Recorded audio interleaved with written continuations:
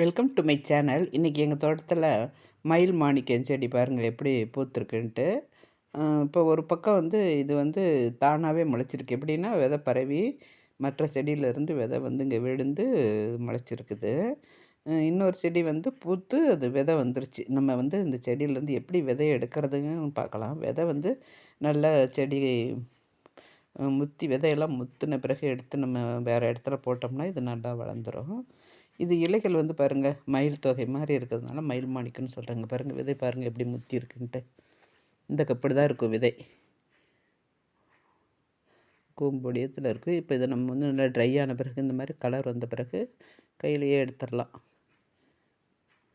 விதைகள் சின்ன சின்னதாக கருப்பு கருப்பாக இருக்குது. இந்த விதைகளை எடுத்து நம்ம கொஞ்சம் நிழல்லையே ட்ரை பண்ணிவிட்டு அதுக்கு பிறகு நம்ம யூஸ் பண்ணலாம். நமக்கு வேணுங்கிற விதை நம்ம வச்சுட்டு மற்ற எல்லாருக்குமே கொடுக்கலாம். ஒரு செடி வீட்டுக்கு ஒரு செடி இருந்தாவே இது கொஞ்சம் அழகாக இருக்கும். நம்ம கொடியை ஏற்றி விட்டோம்னா அப்படியே கீழே ஏற்றி விட்டோம்னா மாடிக்கெல்லாம் போச்சுன்னா பார்க்குறதுக்கு நல்லா அழகாக இருக்குது. இதுலேயே எங்கிட்ட பிங்க் கலரும் ரெட்டும் இருக்குது. விதைகள் நிறைய பாருங்கள். இந்த செடி முள்ள ஃபுல்லாகவே இதாகிடுச்சு. நான் ஒரு குச்சியில் தான் ஏற்றி விட்டுருந்தேன். பூத்து ஓஞ்சிருச்சு. இப்போ பார்த்திங்கன்னா எல்லாம் விதையாகிடுச்சு. இந்த விதையை நம்ம பாட்டில் கோகோ விட்டு மண்புழு உரம் இல்லாட்டி செம்மண் சாதாரணமாக இருந்தாவே போதும். போட்டு நம்ம இந்த விதையை போட்டு முளைக்க வச்சிடலாம். ஒரு 2-3 நாளே இந்த சீக்கிரமாக இந்த விதையெல்லாம் முளைச்சிரும். முளைச்ச பிறகு நம்ம பெரிய தொட்டிக்கு மாற்றிக்கிறதா இருந்தால் மாற்றிக்கலாம். இல்லை அதே பெரிய தொட்டிலே போட்டுட்டோம்னாலும் ஓகே தான், அப்படியே வளர்த்து விட்டுலாம். ஆனால் இதுக்கு பந்தல் போட்டால் அழகாக இருக்கும். பந்தல் போடுறத விட நம்ம ஒரு குச்சி நட்டு அதில் ஏற்றிட்டோம்னா பார்க்குறதுக்கு அழகாக இருக்கும். எங்கள் வீட்டில் நிறைய பூத்துருக்கு. இப்போ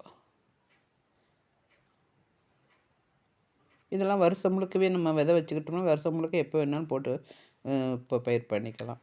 பாருங்கள் இது குப்பை பாருங்கள். இங்கே பாருங்கள் இது மானியில் ஒரு செடி இருக்குது, செடிக்கிட்டே வந்திருக்குது.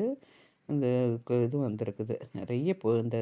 இந்த இடத்துல ஒரு லெமன் செடி இருக்குது. அது பக்கத்தில் இந்த குப்பையெல்லாம் இருக்குது. அந்த குப்பையில் போய் இது விழுந்துருக்குது. அங்கே முளைச்சிருக்குது பாருங்கள், என்ன அழகாக முளைச்சிருக்குது. நான் இது கவனிக்கவே இல்லை, தண்ணி கூட விடலை இதுக்கு. இந்த மழை பெஞ்சிட்டே இருந்ததில் அப்படியே வந்துருச்சு. இது இலந்த மரம், இலந்த மரத்துக்கு அடியில் இது முளைச்சிருக்குது. உங்களுக்கு இது பிடிச்சிருச்சுன்னா லைக் பண்ணுங்கள், ஷேர் பண்ணுங்கள், சப்ஸ்கிரைப் பண்ணுங்கள். தேங்க்யூ.